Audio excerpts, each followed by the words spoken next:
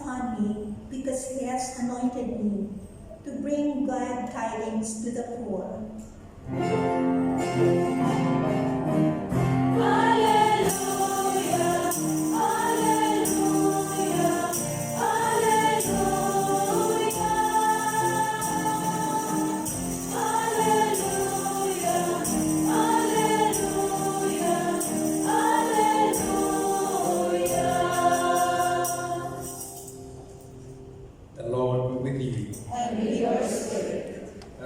From the Holy Gospel according to John. Glory to you, Lord.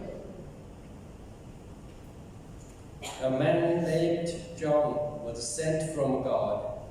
He came for testimony and testified to the light, so that all might believe through him.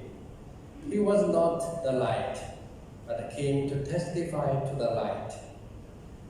And this is the testimony of John. When the Jews from Jerusalem sent priests and Levites to him to ask him, "Who are you?"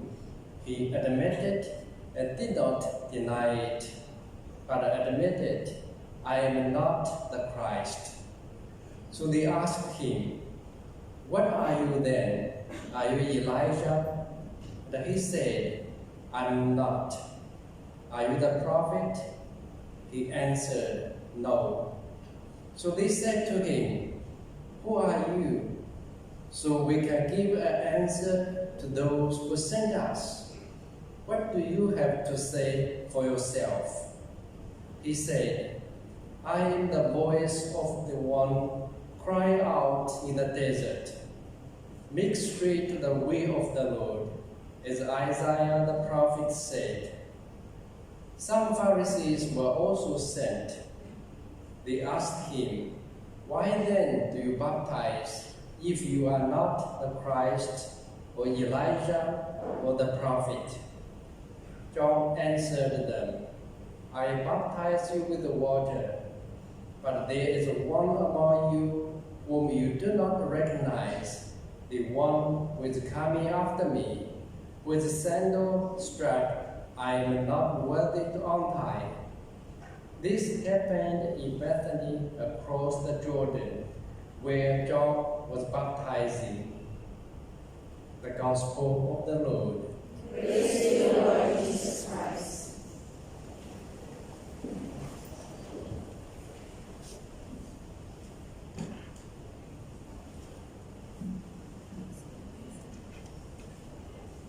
The third Sunday, which is this Sunday of Advent, we call it GAUDETE Sunday. GAUDETE is a Latin word meaning rejoice or joy. So this Sunday is Sunday of joy. If you pay attention to the candles in Advent wreath, we have 4 candles. Today the third one is lit, which is a pink. So also you see the priest wear pink vestment. This is very unusual. You only can see priests in pink for 2 times, which is today is 1 time, the other time is 4th Sunday in Lent. So these 2 Sundays are Sunday for joy. So this is the pink, this is a color for joy. So here, in the middle of Advent, the 3rd Sunday, the 2 more weeks, next Sunday is the 4th Sunday, and after 4th Sunday, Christmas comes. So in the middle of Advent, the church arranged this for us to be reminded, what we are preparing for, which is a coming of Jesus. And it's a very joyous and happy occasion. So church reminds us to remember that. And this year, even Advent is shorter. This Sunday is a 3rd Sunday. Next Sunday will be 4th Sunday. Same time is Christmas Eve. So we do not have that full week to prepare. But next Sunday we are already Christmas. So here is why this Sunday called Sunday of Joy. Why does church arrange this week to remind us to rejoice? Because we are soon to celebrate the Son of God came to live among us as a human being and to be one of us. Jesus came to this world to live with us, to experience every human conditions except sin. In this way, Jesus make invisible God visible and also make God tangible, so we can see, we can touch, we can easily to relate, because this God is also is like us. St. John's Gospel, the first chapter, it says, "The Word became flesh and lived among us." So in this way, we easily to relate our God. And also, when Jesus came as a Savior of the world, so He bring great news, the good news to us. The good news is salvation. Because Jesus came as Savior of the world to save us from sin and death. That's the reason, also another reason, we need to rejoice. Now we can ask, how we can rejoice?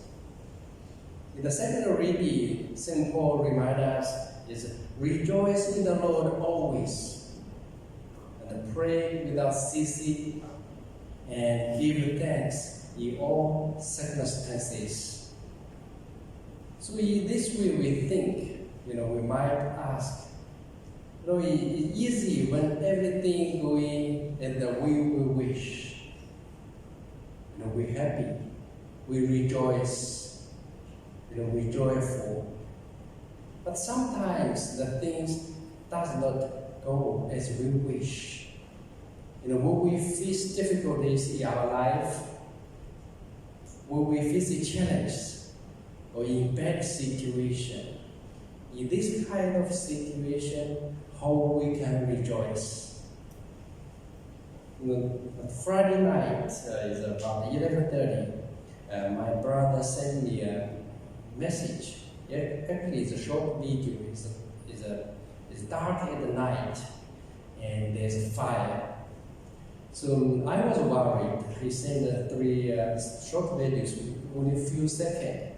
But later on, he told me it's our neighbor, their house on fire.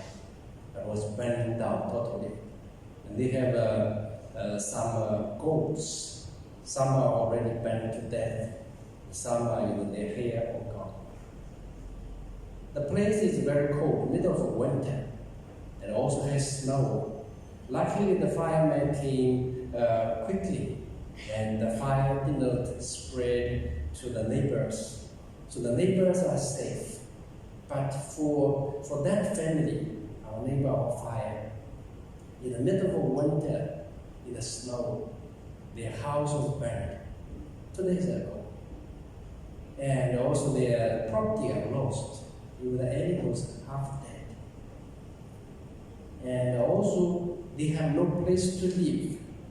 They even cannot build a new house, even if they are able, because it's winter. You have to wait until March.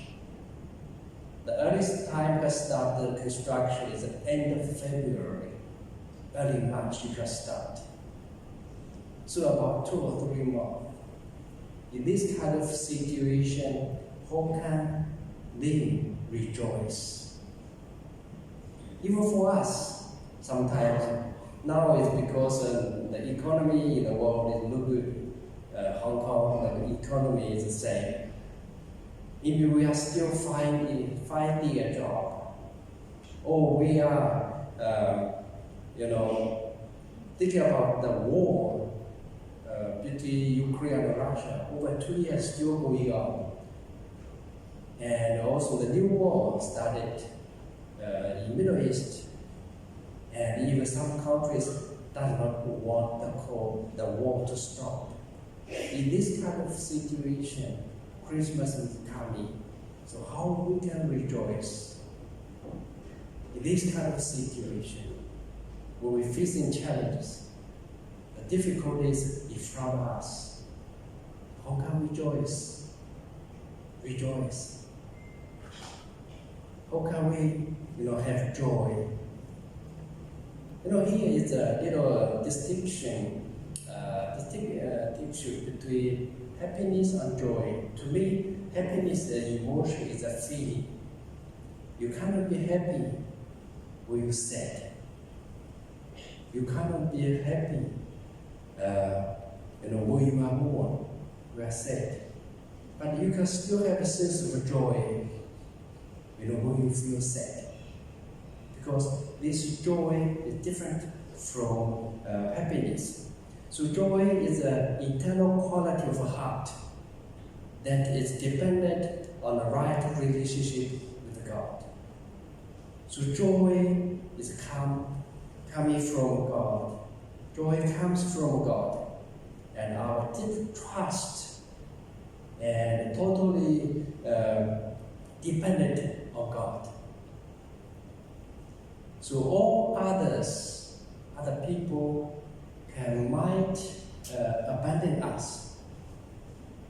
Even if they do not abandon us, the other people are not always available. For example, our families. Sometimes our family is not together. Christmas is coming, it's supposed to family reunion. In the time we need their support, we need them to talk to them. We need to feel the touch of our family members or friends. They are not available. Even the closest of friends, we sometimes they are not available. They are not abandoning us, but they are not available. But God is always with us. God is the Emmanuel. God is with us. God is always with us. God never abandoned us. God is faithful. So our joy is coming from God. The total trust, deep trust in God, and total dependence on God. So our joy comes from God. So in this way, our faith tells us we can still joyful, still have a sense of joy when we feel sad or in difficult situation. So also, we should keep an eye on God always. Because God is bigger than problem. God is bigger than difficulties we face. So we do not lose sight of God in our life.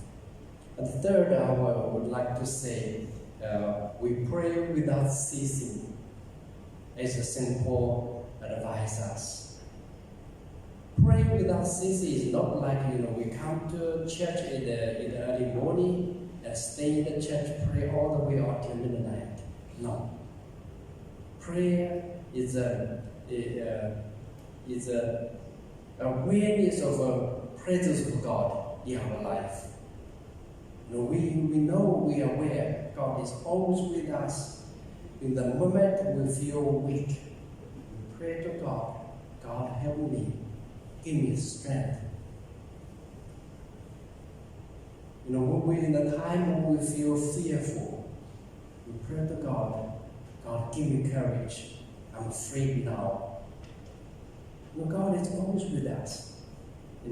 This is the moment, we realize God's presence all the time in our life. This is a pray without ceasing. And the last one I would like to share is give thanks in all circumstances. Give thanks in all circumstances. Truly again come to us.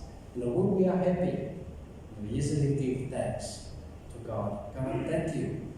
Thank you for the blessings you gave me. And also, if we face challenges again, in difficult times. And this time is not easy to give God thanks.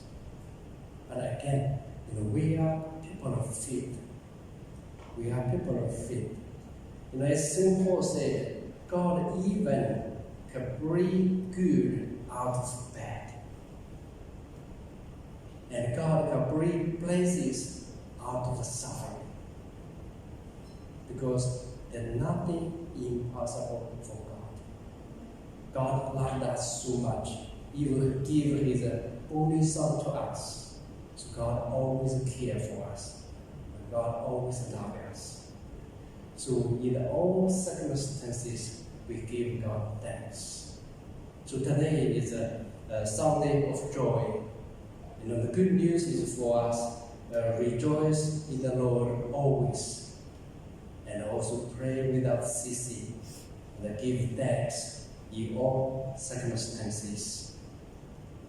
As we continue to celebrate this Holy Eucharist, we give God thanks for the Sunday, remind us, we need to rejoice because Jesus is coming. Jesus is not only coming on Christmas Day, Jesus is coming today at this moment to our heart. And also we pray for the grace so we can always rejoice in any moment of our life, especially the difficult times. So our trust is there, our dependence on God is also there. So in this way, we can always rejoice in the Lord. Amen.